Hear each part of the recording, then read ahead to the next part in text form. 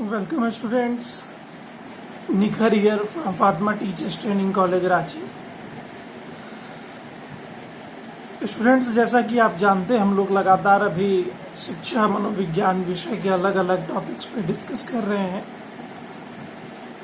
इसी क्रम में अपने पिछले वीडियो में हमने डिस्कस किया था विशिष्ट बालकों के ऊपर। ये क्लासरूम मैनेजमेंट, व्यक्तिगत विभिन्नता, समायोजन, इन सारे टॉपिक्स के साथ अपना रिलेशन रखता है और एक टीचर के लिए ये सर्वाधिक महत्वपूर्ण चीज़ है।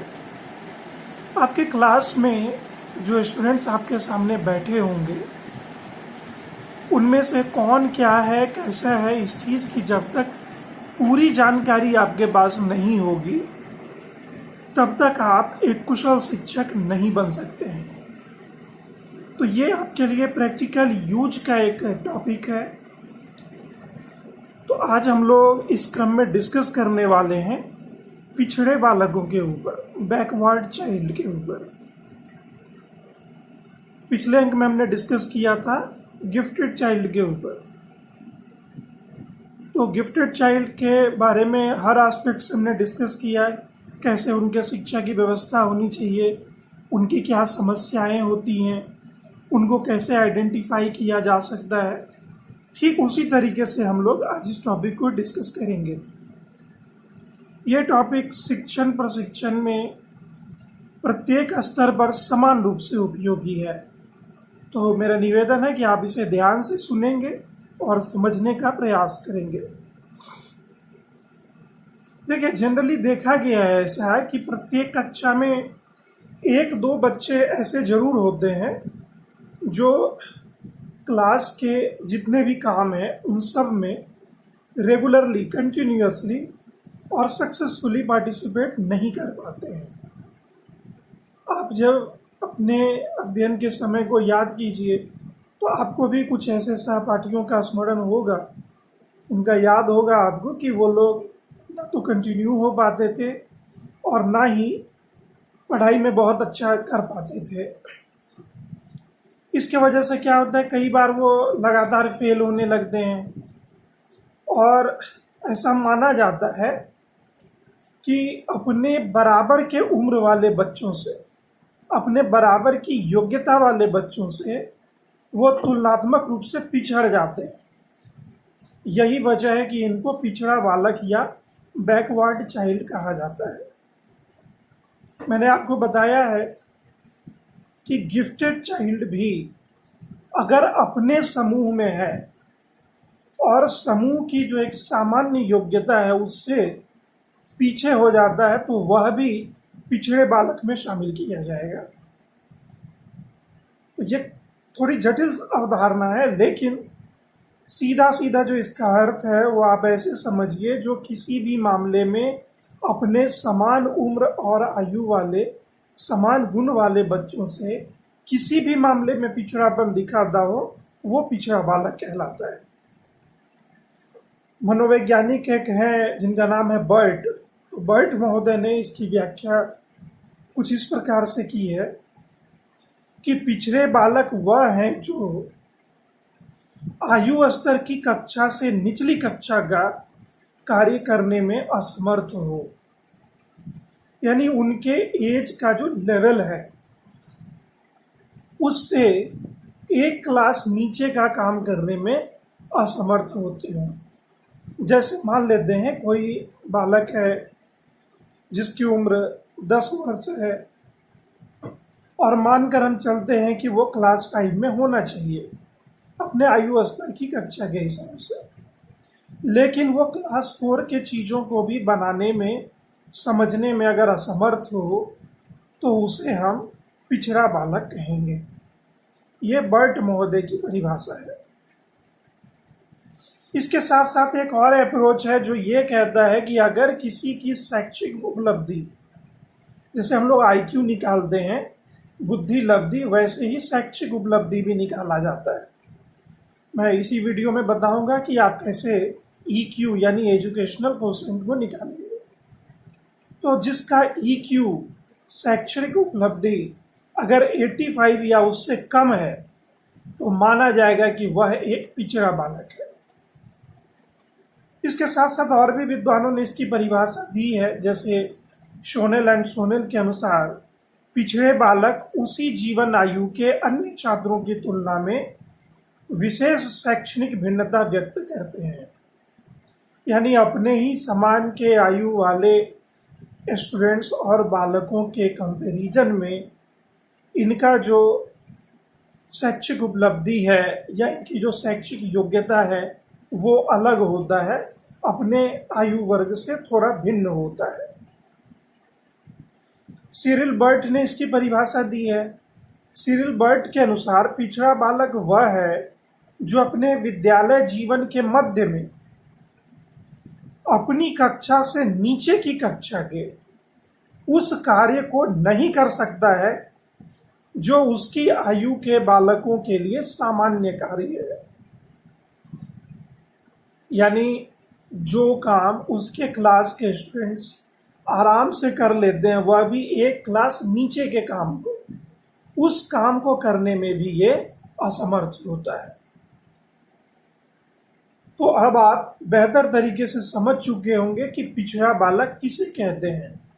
अगर हम लोग अपने एकेडमिक डेफिनेशंस को ध्यान में रखें तो आप ऐसे समझिए कि एक स्टूडेंट जिस क्लास में है, अपने आयु वर्ग के अनुसार जिस कक्षा में वो पढ़ रहा है, उससे एक कक्षा नीचे के सामान्य काम को करने में असमर्थ है और साथ ही साथ उसकी शैक्षिक उपलब्धि 85 से नीचे आकी जाती है। यानी वो कम बुद्धिमान है और कम एफिशिएंट है। तो इन सारे परिभाषाओं के आधार पर एक सामान्य निष्कर्ष आप निकाल सकते हैं कि पिछड़े बालक शारीरिक और मानसिक रूप से स्वस्थ होते हैं, लेकिन अनेक कारणों से शैक्षिक रूप से पिछड़ जाते हैं। और भारतीय बच्चों के संबंध में पिछड़ेपन की जो व्याख्या की गई है वो इस प्रकार है कि पिछड़ा बालक वह है जो एक या अधिक विषयों में बहुत कम काम कर रहा हो, हालांकि उसकी आयु कक्षा की औसत आयु के लगभग बराबर हो। यानी जिस क्लास में वो पढ़ रहा है उस क्लास के एवरेज काम में से भी वो कम काम कर पा रहा हो। तो पिछड़ापन जो है वो दो तरह का होता है। एक होता है जनरल बैकवर्डनेस, सामान्य पिछड़ापन, और दूसरा होता है विशिष्ट पिछड़ापन यानी स्पेसिफिक बैकवर्डनेस। तो ऐसे बालकों की शिक्षा महत्वपूर्ण मानी जाती है और बहुत सारे जो एजुकेशनिस्ट हुए हैं उनका ये विचार है कि शिक्षकों को, अभिभावकों को, छात्र के साथ साथ अन्य समाज सेवकों को और जो विद्यालय के चिकित्सक वर्ग हैं उनको भी मिलजुल कर ये काम करना चाहिए ताकि वो पिछड़ेपन के कारणों की खोज कर सके और ऐसे बालकों का सही उपचार कर सके। तो जिम्मेदारी काफ़ी बड़ी है और आप नहीं जानते हैं कि आप जिस किसी भी क्लास में जाएंगे पढ़ाने, वहाँ पर किस तरह के स्टूडेंट्स आपके सामने मौजूद होंगे। इस संबंध में कुप्पुस्वामी महोदय का ये कहना है कि पिछड़े बालकों में निम्नलिखित विशेषताएं होती हैं जिसके आधार पर आप फाइंड आउट कर सकते हैं कि कोई चिल्ड्रन बैकवर्ड चिल्ड्रन है या नहीं है। तो उन्होंने जो विशेषताएं बताती हैं वो इस प्रकार से हैं। सीखने की गति धीमी होना, दूसरा है जीवन का निराशात्मक पहलू हावी होना, समाज विरोधी कार्यों की प्रवृत्ति का पाया जाना, जन्मजात योग्यताओं की तुलना में कम शैक्षिक उपलब्धि का प्राप्त होना, व्यवहार संबंधी समस्याओं की अभिव्यक्ति का होना, सामान्य विद्यालय के पाठ्यक्रम से लाभ उठाने में असमर्थ होना, सामान्य शिक्षण विधियों द्वारा शिक्षा ग्रहण करने में विफल होना, मंद बुद्धि, सामान्य बुद्धि या अतिश्रेष्ठ बुद्धि का प्रमाण देना, मानसिक रूप से अस्वस्थ और असमायोजित व्यवहार प्रदर्शित करना। और कुप्पुस्वामी महोदय ने ये कहा है कि इनकी बुद्धि लब्धि 90 से 110 के बीच पाई जाती है। 90 से 110 के बीच में इनका आईक्यू होता है। इसके साथ साथ उनका कहना है कि विद्यालय कार्य में सामान्य बालकों के समान प्रगति करने की अयोग्यता होना, यानी जो जनरल स्टूडेंट्स हैं उसके साथ ये नहीं चल पाएंगे। और लास्ट में ये लिखते हैं कि अपनी और उससे नीचे की कक्षा का कार्य करने में असमर्थ होना। तो जितनी भी चीजें यहाँ पर हैं, अगर उनको आप समअप करें, उनका सारांश निकालने का प्रयास करें, तो देखेंगे कि शिक्षा से ये विमुख हो जाते हैं। इसके पीछे बहुत सी कारण होती हैं, लेकिन ये शिक्षा से विमुख हो जाते हैं जिसकी वजह से धीरे सीखते हैं या फिर समस्याएं खड़ी करते हैं, समाज विरोधी काम में संलग्न होते हैं, शैक्षिक उपलब्धि इनकी प्रभावित हो जाती है। तो ये तमाम तरह की समस्याएं इसलिए हो रही हैं क्योंकि ये किसी न किसी तरह से शिक्षा का जो मूल उद्देश्य है उसको प्राप्त करने में या उसके साथ साथ चलने में पिछड़ जा रहे हैं। तो पिछड़े बालकों की पहचान कैसे की जाए, तो इसमें भी आप वही सारे पॉइंट्स यूज कर सकते हैं जो गिफ्टेड चाइल्ड को आइडेंटिफाई करने के दौरान हमने देखा था, जैसे शारीरिक परीक्षण के आधार पर, फिर व्यक्तिगत और सामूहिक बुद्धि परीक्षण के आधार पर, फिर उनके अचीवमेंट टेस्ट के द्वारा, और जो टीचर्स का ओपिनियन है उसके द्वारा। ये चारों चीज़ों पर हम लोग अपने पिछले वीडियो में डिस्कस कर चुके हैं। जिन्होंने नहीं देखा है वो काइंडली उसे जरूर देखें। हालांकि आज अपने इस अंक में हम लोग इस पर थोड़ा और डिटेल में बात करेंगे, लेकिन उसके पहले हम ये देखते हैं कि पिछड़ेपन के कारण क्या क्या हो सकते हैं जनरली। क्योंकि देखिए, मनुष्य के विकास का जो क्रम है वो काफ़ी जटिल है, इसलिए आप किसी एक कारण को उसके पिछड़ेपन के लिए जिम्मेदार नहीं मान सकते हैं। लेकिन जो कुछ टेस्ट हुए हैं, साइकोलॉजिकल टेस्ट वगैरह हुए हैं, उसके आधार पर बताया जाता है कुछ सामान्य कारणों को जिससे कोई स्टूडेंट अपनी कक्षा में अपने ही आयु वर्ग के स्टूडेंट्स के कंपैरिजन में पिछड़ जाता है। तो इस क्रम में जो पहला कारण है वह है सामान्य से कम शारीरिक विकास। देखिए, विकास आप जानते हैं कि समानुपाती होता है। तो अगर किसी बालक का शारीरिक विकास सही तरीके से नहीं हो पाया है तो इतना तय है कि उसके मानसिक विकास पर इसका प्रभाव पड़ेगा, और मानसिक विकास अगर प्रभावित होता है तो उससे शैक्षिक उपलब्धि भी प्रभावित होगी। दूसरा है शारीरिक दोष। बहुत सारे स्टूडेंट्स ऐसे होते हैं जिनमें कुछ शारीरिक दोष होते हैं, जैसे जिनको दिव्यांग भी आप कह सकते हैं, और भी कई तरह की असमर्थताएं होती हैं। जैसे मान लेते हैं कोई अंधेपन का शिकार है, या कोई मूक बधिर स्टूडेंट है, या किसी स्टूडेंट के पास हाथ नहीं है, या किसी के पास आप कह सकते हैं कि और भी ऐसी संगतियां हैं जिससे वो शारीरिक रूप से सामान्य नहीं है। तो ऐसे शारीरिक दोष, इसके साथ साथ अन्य बहुत सारी शारीरिक बीमारियां भी हैं जो जन्म के बाद उस बच्चे को हो सकती हैं। तो इन सब वजहों से भी वो पिछड़ जाता है, वो कक्षा के सामान्य स्टूडेंट्स के साथ बराबरी नहीं कर पाता है, उसके साथ साथ नहीं चल पाता है। इसके साथ साथ है निम्न या सामान्य बुद्धि। तो इसमें माना जाता है कि अगर किसी स्टूडेंट की बुद्धि कम है, बुद्धि कम होने के भी बहुत सारे कारण हो सकते हैं, तो अगर किसी स्टूडेंट की बुद्धि कम है तो ऑब्वियस है कि उसकी जो शैक्षिक उपलब्धि होगी वो सामान्य स्टूडेंट्स के मुकाबले कम होगी। इसके साथ साथ जो एक बहुत बड़ा सोशल फैक्टर है वो है परिवार की निर्धनता। देखिए, अगर परिवार निर्धन है तो वहाँ के जो बच्चे होते हैं वो शैक्षिक रूप से पिछड़ेपन को जरूर प्रदर्शित करते हैं, क्योंकि जो आवश्यक सुविधाएं उनको मिलनी चाहिए, जैसे पौष्टिक भोजन हो गया या अच्छे शिक्षण की व्यवस्था हो गया, तो ये सब कुछ गरीब परिवार नहीं कर पाता है। हाँ, इसमें भी अगर उस स्टूडेंट के अंदर बुद्धि है, समायोजन की क्षमता मौजूद है, तो वो इस परिस्थिति का दृढ़तापूर्वक सामना करता है और अपने सामर्थ्य को प्रदर्शित करता है और उन सारे स्टूडेंट से आगे निकल जाता है जो अमीर परिवारों से बिलोंग करते हैं। तो वो एक्सेप्शन है। जैसे कई बार आप सुनते हैं कि कोई कुली का बेटा आईएएस बन गया, या कोई पान दुकान चलाने वाले का बेटा इंजीनियर बन गया। तो सभी पान दुकान वालों के बेटे इंजीनियर नहीं बनते, आप इसको ध्यान में रखिए। ये एग्जाम्पल्स उस बालक की काबिलियत को दिखाता है जिसने उस कठिन परिस्थिति में भी अपने बुद्धि का भरपूर प्रयोग किया और जबरदस्त मेहनत करके उसने एक नई छाप छोड़ी है। लेकिन ये एग्जाम्पल्स हर जगह लागू नहीं होते हैं, इस बात को विशेष रूप से आप ध्यान रखिए। इसके साथ साथ जो एक और फैक्टर है जो पिछड़ेपन का कारण है, वह है माता पिता की अशिक्षा।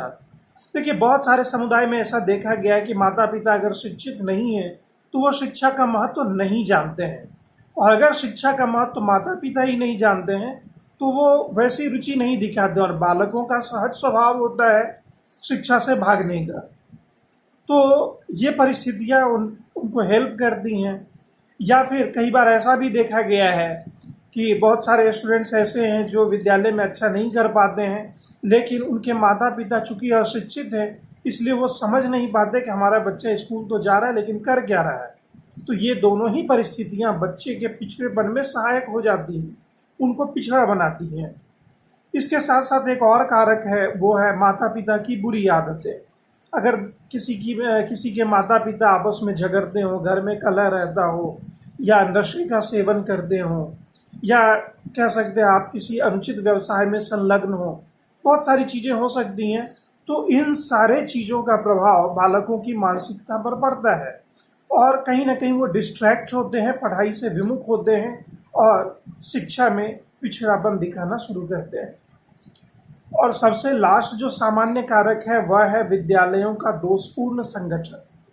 देखा गया है कि बहुत सारे विद्यालय ऐसे हैं जिनका ऑर्गेनाइजेशन सही तरीके से नहीं है, या रूल रेगुलेशन से संबंधित समस्याएं हैं, लगातार प्रिंसिपल्स चेंज हो रहे हों, लगातार टीचर्स बदल रहे हों, या टीचर अगर वहाँ जा रहे हैं क्लास में तो कोई विशेष रुचि नहीं ले रहे हैं, लगातार किसी तरह से समय पार हो जाए इसी चीज़ के ऊपर उनका ध्यान टिका हुआ है, जो कि आमतौर पर बहुत सारे विद्यालयों में देखा जाता है। पेरेंट्स की शिकायतें मिलती रहती हैं। तो उन सारे विद्यालय के जो स्टूडेंट्स होंगे वो अन्य विद्यालयों के उसी कक्षा के स्टूडेंट्स के मुकाबले पिछड़ापन प्रदर्शित करेंगे। तो एक नहीं, कई सारे कारण हैं जिसके वजह से कोई स्टूडेंट शैक्षिक रूप से पिछड़ जाता है। तो इस परिस्थिति में आपको ध्यान ये रखना होता है कि आखिर किस तरीके से इन बच्चों को हैंडल किया जाए, इन बच्चों को शिक्षा प्रदान की जाए, ताकि इनके पिछड़ेपन को मैक्सिमम हद तक, अधिक से अधिक हद तक दूर किया जा सके, इनको ट्रैक पर लाया जा सके। तो देखिए, इसके लिए एज ए टीचर आपको सबसे पहले उन स्टूडेंट्स की पहचान करनी होगी अपनी कक्षा में। तो अब ये प्रश्न उठता है कि पिछड़े बालकों की पहचान आप कैसे करेंगे। हमने पहले ही आपको 4 पॉइंट्स बताए थे, लेकिन उसमें से 2 चीज़ें ऐसी हैं जो विशेष रूप से आपको जानने की आवश्यकता है, जिसमें सबसे पहला है कि परीक्षण के द्वारा, और दूसरा है निरीक्षण के द्वारा।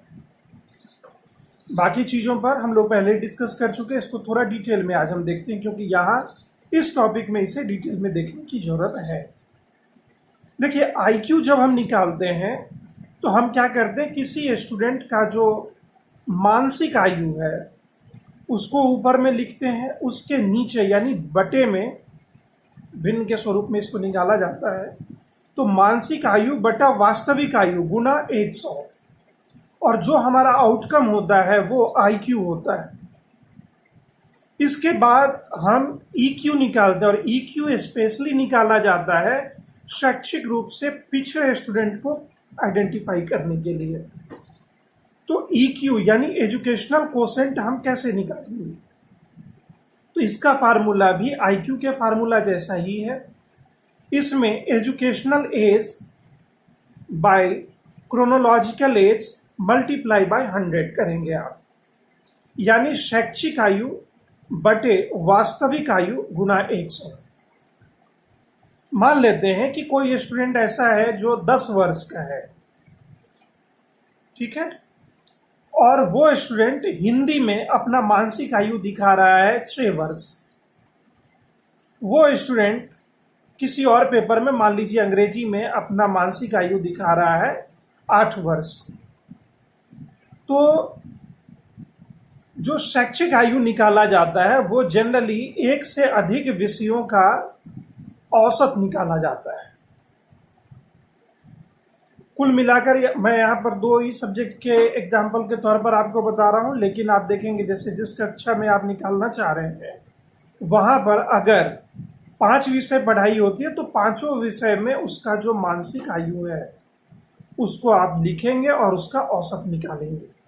जैसे गणित में मान लेते हैं वो मात्र 6 वर्ष के बालक जैसा व्यवहार कर रहा हो, हिंदी में 8 वर्ष जैसा व्यवहार कर रहा हो, इंग्लिश में फिर 6 वर्ष के बालक जैसा व्यवहार हो, लेकिन हो सकता है कि ईवीएस में वो 10 वर्ष के बालक जैसा व्यवहार कर रहा हो। तो ये सबको जोड़ करके और इनकी जितनी संख्या है उससे आप डिवाइड कर देंगे तो इसी से निकलेगा शैक्षिक आयु। तो यहाँ पर हम एग्जाम्पल ले रहे हैं, मान लेते हैं 10 वर्ष का एक बालक है, हिंदी में वो 8 वर्ष का मानसिक आयु दिखा रहा है और अंग्रेजी में 6 वर्ष का मानसिक आयु दिखा रहा है। तो यहाँ 2 विषय हो गए और दोनों का जो मानसिक आयु है वो 8 वर्ष और 6 वर्ष है। तो आप दोनों को जोड़ दीजिए, 8 + 6 = 14।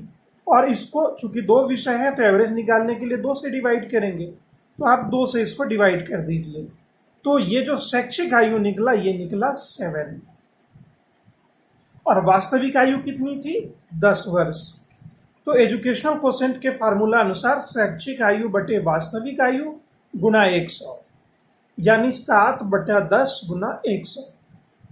अब आप कैंसिल करेंगे और कैलकुलेशन करेंगे तो इनका जो मानसिक आयु निकलेगा वो इनका जो शैक्षिक उपलब्धि निकलेगा वो 70 होगा।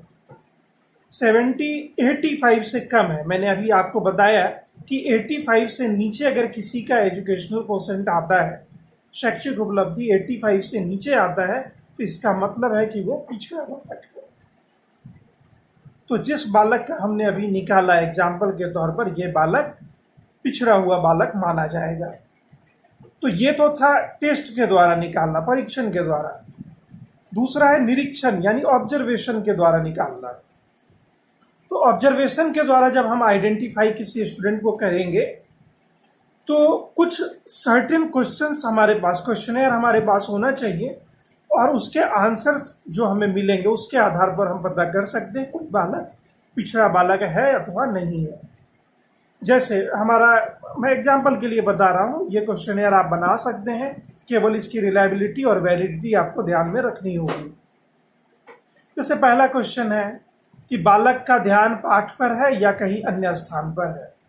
तो जब क्लास में आप लगातार अचानक से कोई क्वेश्चन पूछ देते हैं तो उस पर बाकी स्टूडेंट्स का क्या फीडबैक आता है, इस चीज को आप ध्यान में रखें। दूसरा है कि शिक्षक द्वारा पूछे गए प्रश्न और उसके सामने रखी गई समस्याओं का समाधान किस सीमा तक कर पाता है, यानी जो प्रॉब्लम आप दे रहे हैं उस प्रॉब्लम का सॉल्यूशन वो कैसे कर रहा है। इस क्वेश्चन का आंसर आपको जानना पड़ेगा। इसके बाद पढ़ाई में इंटरेस्ट लेता है या नहीं लेता है, क्लास का कार्य करने में यानी जो क्लास वर्क है उसको करने में वो समर्थ है या असमर्थ है। इस प्रश्न का उत्तर। इसके साथ साथ अगर उसमें कोई हीन भावना हो, इसको भी पता लगाना होगा। इसके बाद जो अगला प्रश्न है जिसका आंसर आपको खुद ढूंढना है वो है कि किसी भी परीक्षा में वो अच्छा नंबर लाता है या नहीं लाता है। अगर सारे ही विषयों में वो कम नंबर ला रहा है तो बात स्पष्ट हो जाती है। इसके साथ साथ और भी चीजें हैं, जैसे शिक्षक जो कुछ भी बताते हैं वो सामान्य स्टूडेंट्स जिस तरीके से समझ लेते हैं ये वैसा समझ पाता है या नहीं समझ पाता है, तो वैसे स्टूडेंट्स को आप इसमें शामिल करेंगे। इसके साथ एक और चीज है जो आपके ऑब्जर्वेशन में आनी चाहिए, वो है कि क्लास में अगर कुछ पूछा जाता है तो उसका वो उत्तर देने में उत्साह दिखाता है या नहीं।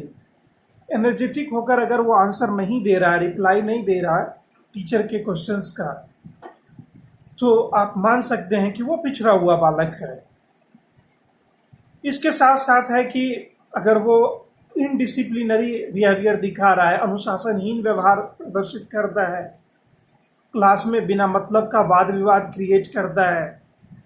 इसके साथ साथ आप देखेंगे कि साप्ताहिक, मासिक या जो क्वार्टरली होता है, हाफ ईयरली, एनुअल, इन सारे परीक्षाओं में सामान्य स्टूडेंट के मुकाबले इसके नंबर कितने कम हैं। तो ये 10-11 जो पॉइंट था वो मैंने बताने का प्रयास किया कि इसके आधार पर आप ऑब्जर्व कर सकते हैं किसी बैकवर्ड चिल्ड्रन का, किसी पिछड़े बालक की पहचान करने में निरीक्षण से संबंधित ये प्रश्न आपके लिए सहायक हो सकते हैं। अब हम देखते हैं कि इन पिछड़े बालकों के साथ समस्याएं कितनी तरह की होती हैं। तो देखिए, इनके समस्याओं को आप कई लेवल पर बांट सकते हैं। तो हमने यहाँ पर कुछ अलग अलग ग्रुप में इसको क्लासिफाई करने का प्रयास किया है। जैसे पहला ग्रुप है problems related to the school, विद्यालय से संबंधित समस्याएं, जो कि एज ए टीचर आपके लिए काफ़ी यूजफुल है। तो आप देखेंगे कि पिछड़े हुए बालक धीमे सीखते हैं, जल्दी जल्दी नहीं सीख पाते या सामान्य गति से भी नहीं सीख पाते हैं। इसके साथ साथ इनकी शैक्षिक उपलब्धि कम होती है। शैक्षिक उपलब्धि कम होना और सीखने की गति का धीमा होना इनको स्कूल के इन्वायरमेंट में एडजस्ट नहीं होने देता है और फिर एक सीरीज बन जाती है। इसके साथ साथ आप देखेंगे कि अपने साथियों के सहायता की आवश्यकता इन्हें होती है। तो ये किसी न किसी स्टूडेंट के ऊपर निर्भर हो जाते हैं, बहुत बार ऐसा देखा गया है। और क्लास में भी ये चाहते हैं कि भले इनका प्रदर्शन कमजोर है लेकिन शिक्षक की एक नेचुरल सिंपैथी इनके साथ होनी चाहिए, ये भावना इन स्टूडेंट्स में जरूर होती है।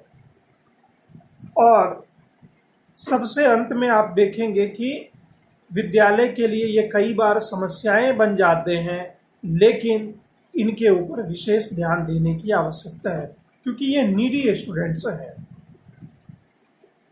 अब जो दूसरा वर्ग है समस्याओं का वो है सामाजिक समस्याएं, सोशल प्रॉब्लम्स।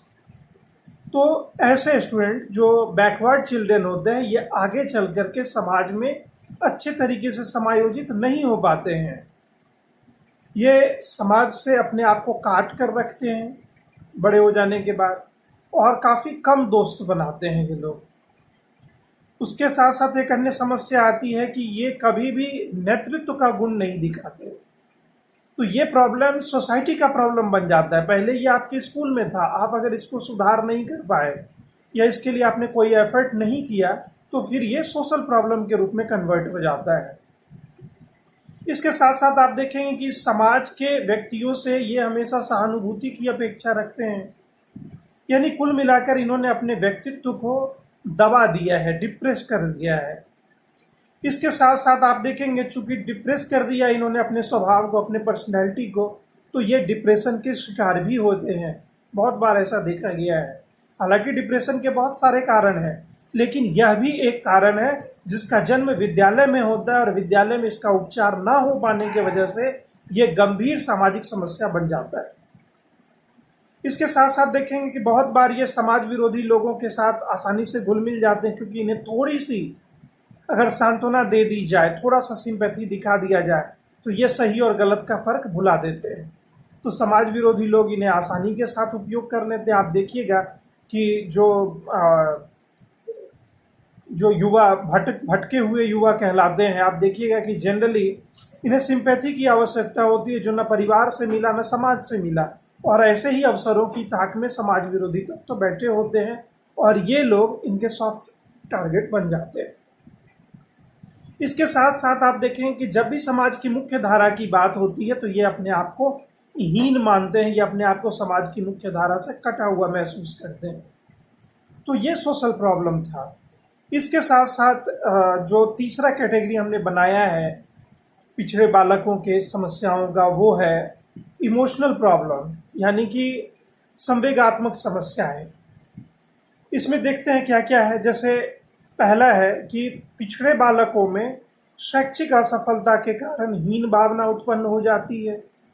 दूसरा, जीवन भर निराशा हावी रहता है। तीसरा है कि इन्हें लगातार अपमान सहना पड़ता है और इन सब वजहों से इनका संवेगात्मक संतुलन बिगड़ जाता है।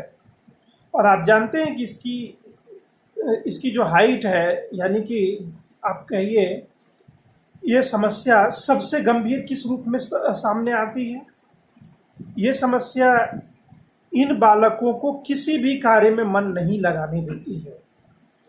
यानी अगर आप किसी ऐसे व्यक्ति को देख रहे हैं जो ये कह रहा है कि उसे किसी भी काम में मन नहीं लगता, इसका मतलब है कि वो इमोशनली कमज़ोर है। और ये इमोशनली कमजोरी कहाँ से डेवलप हुई है? इसके शैक्षिक प्रक्रिया से इस कमजोरी ने जन्म लिया है। तो इस प्रकार से हम देखते हैं कि इन समस्याओं का कई पहलू है, कई पक्ष है। और एक टीचर के रूप में हमें इन सारे ही पक्षों का ज्ञान अनिवार्य रूप से होना चाहिए, तभी हम प्रभावी ढंग से किसी बालक को या किसी बालक के जीवन को, आप कह सकते हैं कि निराशाजनक दौर में जाने से रोक सकते हैं, उसका सही दिशा की ओर विकास कराने में अपना योगदान दे सकते हैं। तो अब प्रश्न ये उठता है कि पिछड़े बालकों की शिक्षा का आयोजन किस प्रकार किया जाना चाहिए? एज ए टीचर आप किस तरीके से इन्हें शिक्षा प्रदान करेंगे? तो सबसे पहला सुझाव आप दे सकते हैं कि विशिष्ट विद्यालयों की स्थापना की जाए। कुल मिलाकर जो टेस्ट से आपका आउटकम आ रहा है, वैसे सभी बच्चों को आप रिकमेंड कर सकते हैं कि आप उस विद्यालय में जाएं, वो आप ही के लिए खोला गया है। वहाँ पर वैसे ही स्टूडेंट्स का एडमिशन किया जाना चाहिए जिनका एजुकेशनल कोशेंट 85 से लो है, या फिर जिनका IQ 90 से 110 के बीच पाया जा रहा है। तो ऐसे ही स्टूडेंट्स को आप वहाँ पर रखेंगे और उन्हीं के हिसाब से वहाँ पर अध्ययन का माहौल बनाया जाएगा। इसके साथ साथ जो दूसरा सुझाव हो सकता है कि इन्हें छोटे समूहों में बांटकर शिक्षा दी जानी चाहिए। तो एक क्लास में कभी भी इतने अधिक स्टूडेंट्स ना हो कि एक टीचर के लिए वो संभालना मुश्किल हो जाए, और अगर पिछड़े स्टूडेंट्स की संख्या ज़्यादा है तो फिर उनका एक अलग सेक्शन बना दिया जाना चाहिए और उस सेक्शन में काफ़ी कम स्टूडेंट्स को रखे जाए। ज़रूरत पड़ी तो एक से अधिक सेक्शंस बनाए जाएं और उन्हीं के अकॉर्डिंग वहाँ पर एनुअल प्लान को सेट किया जाए और इम्प्लीमेंट किया जाए। तीसरा सुझाव आप दे सकते हैं कि व्यक्तिगत ध्यान, इंडिविजुअल अटेंशन। देखिए, व्यक्तिगत ध्यान देने से एक शिक्षक जब इन बालकों पर व्यक्तिगत रूप से ध्यान देता है तो इन बालकों को लगता है कि टीचर की सहानुभूति मेरे प्रति है। दूसरा, ये अवेयर रहते हैं कि चूंकि टीचर का ध्यान मेरे ऊपर बना हुआ है तो ऑब्वियसली वो इन सारे ही चीज़ों को चेक भी करेंगे और हमें जहाँ समस्या हुई वहाँ हमारा हेल्प भी करेंगे। तो उनके अंदर उत्साह जगता है। उसके बाद वो अपनी मदद स्वयं करना प्रारंभ कर देते हैं। टीचर यहाँ पर स्टिमुलस का काम करता है। इसके बाद आप जो अगला सुझाव दे सकते हैं, उपयुक्त विषयों के चयन में निर्देशन, गाइडेंस इन सेलेक्टिंग एप्रोप्रिएट सब्जेक्ट्स। जैसे वो हाई स्कूल के लेवल पर या सीनियर सेकेंडरी के लेवल पर अपने सब्जेक्ट्स को तय नहीं कर पा रहा है, तो स्कूल में अगर गाइडेंस और काउंसलिंग की अच्छी व्यवस्था है तो वहाँ पर आप उन्हें ये परामर्श दे सकते हैं, उनका निर्देशन कर सकते हैं कि किस प्रकार से वो अपनी रुचि के और अपनी संभावना के क्षेत्र को चुन सकता हो। इसके बाद जो अगला सुझाव आपकी ओर से होना चाहिए वह है कि अच्छे शिक्षकों की नियुक्ति। टीचर का अपॉइंटमेंट सिर्फ जो रूल एंड रेगुलेशंस हो उसको फॉलो करने के लिए नहीं होना चाहिए। बहुत सारे स्कूलों में देखा गया है कि टीचर्स का रिक्रूटमेंट जब होता है तो वहाँ पर ध्यान इस बात का रखा जाता है कि वो नॉर्म्स को फुलफिल कर रहे हैं या नहीं। इन चीज़ों के बजाय हमारा ध्यान इस चीज़ पर होना चाहिए कि वो टीचर अगर कम योग्यता भी रखता हो लेकिन उसका शिक्षण इस हद तक प्रभावी हो कि वो स्टूडेंट्स के लिए बेनिफिशियल हो, तो मैनेजमेंट को ऐसे शिक्षकों को प्रायोरिटी देनी चाहिए। इससे फ़ायदा ये होता है कि आपके सारे स्टूडेंट्स का ग्रोथ सुनिश्चित होता है और ये आपके व्यावसायिक सफलता में भी बहुत बड़ा योगदान देता है। नॉर्म्स अपनी जगह पर सही है, नॉर्म्स बनाया जाता है कुछ चीज़ों को न्यूनतम सीमा तक सुरक्षित बनाए रखने के लिए, यानी उससे नीचे का गिरावट ना देखा जाए उस प्रोफेशन में। तो टीचिंग में नॉर्म्स इन्हीं चीज़ों को ध्यान में रखकर बनाए जाते हैं। लेकिन सिर्फ नॉर्म्स को फुलफिल करने के लिए हमें टीचर को नहीं रखना है, बल्कि योग्य शिक्षकों को रखना है जिससे सारे स्टूडेंट्स का भला हो सके। इसके साथ साथ अगला सुझाव आप दे सकते हैं कि विशेष पाठ्यक्रम का निर्माण। देखिए, इस चीज को लेकर मनोवैज्ञानिकों के बीच काफी बहस हुई है और इस बात की आवश्यकता हर बार महसूस की गई है कि विशेष पाठ्यक्रम बनाए जाए और उसी के अकॉर्डिंग उन विद्यालयों में स्टूडेंट्स को डाला जाए। जैसे जो स्टूडेंट्स काफ़ी आगे हैं करिकुलम में, निश्चित तौर पर उनके लिए कुछ अलग से चीज़ें मौजूद होनी चाहिए। अगर कोई स्टूडेंट बैकवर्ड चिल्ड्रन है तो वो न्यूनतम किस सीमा तक सामान्य रूप से करिकुलम को पूरा कर सकता हो, इस चीज़ का भी क्लियर कट डिस्कशन होना चाहिए। तो इन सारे ही पक्षों को ध्यान में रखकर एक ऐसा करिकुलम बनाया जाए जो स्पेशल हो, और अगर संभव हो तो अलग अलग भी पाठ्यक्रम बना दिया जाना चाहिए। ये मनोवैज्ञानिकों का सुझाव है। हालांकि इस पर निर्णय लेने का काम सरकार करती है और सरकार के पास सिर्फ इतने ही पक्ष नहीं होते हैं, बल्कि सांस्कृतिक विविधता, क्षेत्रीय विविधता और भी बहुत सारे फैक्टर्स वहाँ पर मौजूद होते हैं। तो ये एक अलग मुद्दा है, लेकिन सुझाव के तौर पर आप अपने आंसर में इसको जरूर लिखिए। इसके बाद जो अगला सुझाव आपका होना चाहिए कि सांस्कृतिक विषयों की शिक्षा, जो भी कल्चरल एजुकेशन है वो जरूर प्रोवाइड कराया जाना चाहिए। इससे फ़ायदा ये होता है कि स्टूडेंट्स को सेल्फ एक्सप्रेशन का मौका मिलता है और उससे उनकी रुचियां डेवलप होती हैं, और रुचियों के डेवलप होने से वो एफर्ट भी लगातार, उनकी क्षमता में भी लगातार वृद्धि होती है। तो संगीत के द्वारा, ड्राइंग के द्वारा, एक्टिंग के द्वारा और भी अलग अलग चीज़ों के द्वारा, सोशल कल्चरल एक्टिविटीज़ के द्वारा आप उन्हें शिक्षा प्रदान कर सकते हैं। जरूरी नहीं है कि हर स्टूडेंट्स हर सब्जेक्ट में बहुत अच्छा कर जाए। हो सकता है इसी में से कोई स्टूडेंट्स जो पिछड़ा स्टूडेंट्स माना जा रहा है, अपने शैक्षिक उपलब्धि के आधार पर वो बहुत अच्छा एक्टर बन जाए या बहुत अच्छा म्यूजिशियन बन जाए, आप नहीं कह सकते। तो आपको इन सारे ही सांस्कृतिक पक्षों को ध्यान में रखकर सब कुछ अपने करिकुलम में शामिल करना चाहिए ताकि इन स्टूडेंट्स के लिए वो लाभकारी बन सके। इसके साथ साथ है विशेष शिक्षण विधियों का प्रयोग। ये सर्वाधिक महत्वपूर्ण सुझावों में से एक है। जैसे जो पिछड़े बालक होते हैं उनको पढ़ाने समय आप अपने शिक्षण विधि में उन्हीं विधियों का चयन करें जो धीमी गति से सिखाने के लिए उपयुक्त हो। इसके साथ साथ है कि जो भी पढ़ाया जाए, जो भी शिक्षण प्रदान किया जाए, वो इंटरेस्टिंग भी हो और बिल्कुल इजी हो समझने में, वो कॉम्प्लेक्स ना हो, जटिल नहीं हो। इसके साथ साथ आप ये भी सुझाव दे सकते हैं शिक्षण विधि वाले कॉलम में कि शिक्षण में विभिन्न शिक्षण सामग्रियों का प्रयोग किया जाए, शारीरिक क्रियाएं कराई जाए, जो फिजिकल एक्टिविटीज़ है उसको शामिल किया जाना चाहिए, ओरल एक्टिविटीज़ को। इसके साथ साथ जो प्रैक्टिकल वर्क्स हैं और एक्टिविटीज़ हैं वो ज़्यादा से ज़्यादा कराए जाए, जैसे को करिकुलर एक्टिविटीज़।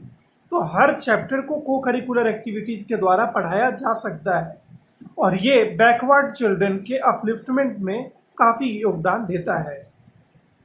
इसके साथ साथ जो रिपीटेशंस है, doubt classes and repetition classes, वो भी आपको आपके द्वारा ऑर्गेनाइज कराया जाना चाहिए। उपचारात्मक शिक्षण यानी रिमेडियल टीचिंग्स, ये स्ट्रेटजी भी काफ़ी कारगर है। इसको भी बहुत सारे स्कूल अपने करिकुलम में शामिल करते हैं। इसके साथ साथ जो एक्सकर्सन है, जैसे पर्यटन है, कहीं टूर पे ले गए, कहीं घुमाने ले गए, इन चीज़ों का भी काफ़ी ज़्यादा प्रभाव पड़ता है स्टूडेंट्स के ऊपर। और सबसे अंत में आप कह सकते हैं कि उन्हें होमवर्क और क्लास वर्क उनके लेवल के हिसाब से ही दिया जाना चाहिए। देखिए, ये सारे सुझाव प्रैक्टिकल सुझाव हैं। इनका अगर सही ढंग से एक टीचर पालन करता है तो वो अपने क्लास के सभी बैकवर्ड स्टूडेंट्स के लिए काफ़ी यूजफुल होगा और निश्चित तौर पर वो स्टूडेंट्स तरक्की कर पाएंगे। तो उम्मीद करते हैं कि पिछड़े बालक से संबंधित लगभग सारे पक्ष आपने बेहतर तरीके से समझ लिया होगा। अगर आप नहीं समझ पा रहे हैं किसी पॉइंट को तो बेझिझक आप हमें सूचित कीजिए, हम उसे दूर करने का प्रयास करेंगे। तो ये वीडियो चूंकि काफ़ी लंबा हो चुका है, इसलिए अब इसे यहीं समाप्त करना होगा। मिलते हैं अगले वीडियो में अगले टॉपिक के साथ। Thanks for watching, have a nice day.